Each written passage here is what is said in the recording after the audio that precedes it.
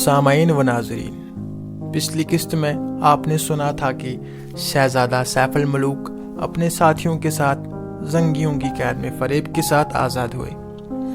सरदार जंगी की बेटी ने खुद अपने हाथों से उन्हें राशन पानी देकर रुखसत किया था और ये इस कहानी की 8वीं किस्त है।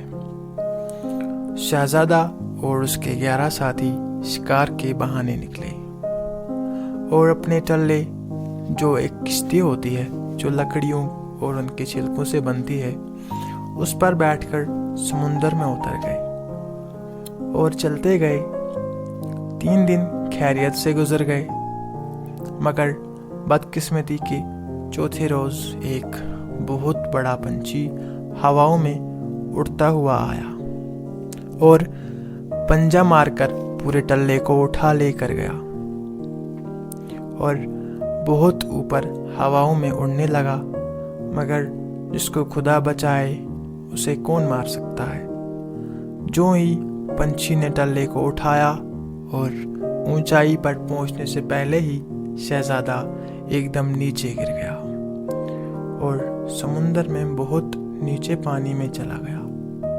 मगर उसने अपने हवास बरकरार रखे और गोते खाने लगा और तैरता रहा और किनारे की तरफ बढ़ने लगा। तैरते तैरते इसके हाथ में लकड़ी का एक बहुत बड़ा लठ आ गया। वो इस पर चढ़ गया और बहता रहा। इसे मालूम ही नहीं था कि वो कहाँ जा रहा है। चलते चलते वो किनारे के पास पहुंच गया, मगर बाहर निकलने का रास्ता कहीं नजर नहीं आ रहा था। उसने इधर उधर देखा तो इसे एक दरख्त की शाखें झुकी हुई नजर आईं। इसने लकड़ी को उधर को धक्का लगाया। जब वो दरख्त के नीचे पहुंचा तो वो ऊपर को उछलकर शाख को पकड़ लिया और दरख्त पर चढ़ गया। बहुत घना जंगल था, इसलिए डर के मारे दरख्त से नीचे नहीं उतरा और 2 दिन और 2 रातों तक इसी दरख्त के पत्तों में छुपकर बैठा रहा। भूख के मारे इसका बुरा हाल था। आखिर तीसरे दिन देखा कि एक बहुत बड़ा लंबा अजदा पहाड़ की चोटी से उतरकर आया और नदी में पानी पीने लगा। पानी पीकर वो फिर पहाड़ पर चढ़ने लगा। शहजादी के दिल में एकदम ख्याल आया। वो जल्दी से दरख्त से उतरा और अजदा की दुम पर चढ़ गया और दुम के बालों को कसकर पकड़ लिया। अजदा चूंकि बहुत बड़ा था, उसे महसूस ही नहीं हुआ। आखिर वो पहाड़ की चोटी पर पहुंचने में कामयाब हो गया। चोटी पर पहुंचते ही वो एकदम अजदा की दुम छोड़कर जंगल में छुप गया और अजदा एक बहुत बड़ी गार में घुस गया। जब शहजादे को लगा कि अब कहीं भी कोई खतरा नहीं, तो वो बाहर निकलकर धूप में बैठा और अपने कपड़े सुखाए जो समंदर में गीले हो गए थे। फिर जंगली मेवे खाकर एक महफूज जगह पर आराम किया। फिर जब नींद से जागा तो उसे अपने माँ बाप और प्यारे दोस्त साद की बहुत याद आई और वो बहुत रोया। फिर सोचा कि खुदकुशी करके मर जाए, मगर दिल में ख्याल आया कि खुदकुशी तो हराम है, इसलिए जो होगा देखा जाएगा। फिर वो उठकर चल पड़ा। वो 3 दिन तक चलता कि एक जगह जंगल में बहुत अच्छे फल नजर आए। उसने फल उतार कर खाए और रब का शुक्र अदा किया। अभी थोड़ी दूर ही चला कि एक जगह बहुत बड़े बड़े कीड़े नजर आए। कुछ कुत्ते जितने बड़े थे और कुछ भेड़िए जैसे। वो कीड़े शहजादे को देखकर इसकी तरफ बढ़ने लगे। शहजादा भागकर एक ऊंची जगह पर छुप गया। तभी एक बहुत बड़ा पंछी हवाओं में उड़ता हुआ आया और नीचे बैठकर सारे कीड़ों को खा गया।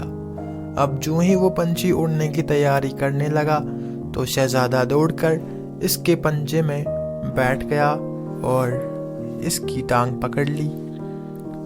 पंछी को कुछ भी महसूस नहीं हुआ और इसके साथ ही वो पंछी उड़ गया।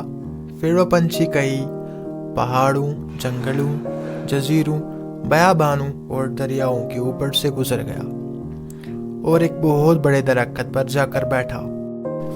पंछी जो ही बैठ चुका तो शहजादा एकदम उसके पैरों से उतर गया और दरख्त के गन्ने पत्तों में जाकर छुप गया। किताबों में इस पंछी का नाम कोही पीकर लिखा है।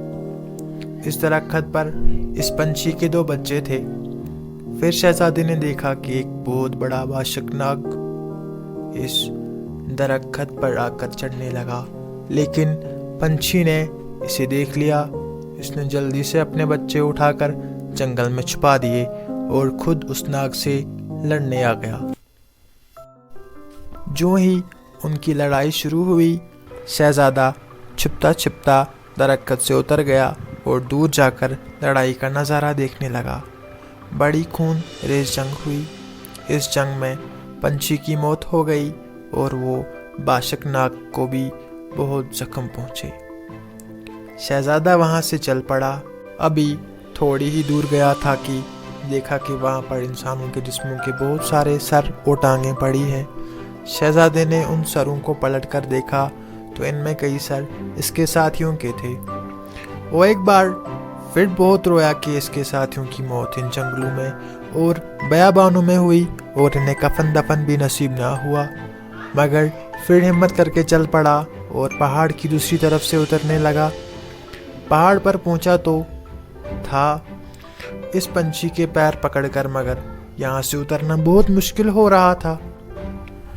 इसे वहाँ से उतरने में कई दिन लग गए। आखिर एक उजाड़ रेत भरा रेगिस्तान आया। वो चलता रहा और जब भूख लगती तो जंगली मेवे खाता जो वो जंगल से अपने साथ लाया था।